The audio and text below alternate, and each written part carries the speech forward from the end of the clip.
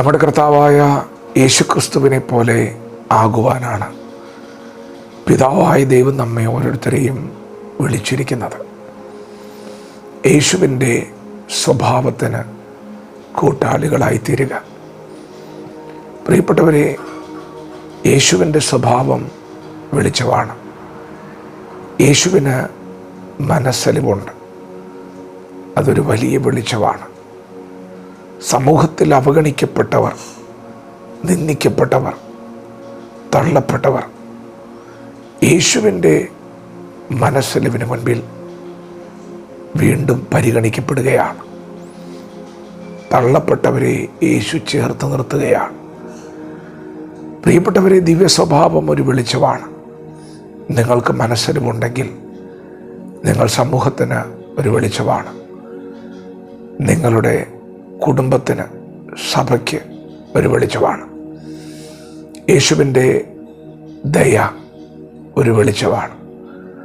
അത് ദിവ്യ സ്വഭാവമാണ്. യേശുവിൻ്റെ ദീർഘക്ഷമ ഒരു വെളിച്ചമാണ്. അവൻ നമ്മുടെ പാപങ്ങൾക്കൊത്തവണ്ണം നമ്മോട് പകരം ചെയ്യാതിരിക്കുന്നത് അവൻ്റെ ക്ഷമയാണ്. സ്നേഹം, ദൈവസ്നേഹം ദീർഘമായി ക്ഷമിക്കുന്നു. അതെ, ആ ക്ഷമ യേശുവിൻ്റെ സ്നേഹമാണ്. അത് വെളിച്ചമാണ്. അത് സമൂഹത്തിന്, രാജ്യത്തിന്, ലോകരാജ്യങ്ങൾക്കൊക്കെ വെളിച്ചമാണ്. നിങ്ങളിൽ ദിവ്യ സ്വഭാവമുണ്ടെങ്കിൽ നിങ്ങൾ ലോകത്തിൻ്റെ വെളിച്ചമാണ്. പ്രിയപ്പെട്ടവരെ, നമ്മുടെ കർത്താവായ യേശു താഴ്മ ധരിച്ചു. താഴ്മ ഒരു ആയുധമാണ്. ഗതസമനം മുതൽ ഗോൽഗോഥ വരെയുള്ള കഷ്ടാനുഭവങ്ങളുടെ നടുവിൽ യേശു ധരിച്ച ആയുധം, എടുത്ത ആയുധം, അത് ജഡീകങ്ങളായിരുന്നില്ല, തികച്ചും ആത്മീകമായിരുന്നു. അത് ദിവ്യ സ്വഭാവമായിരുന്നു.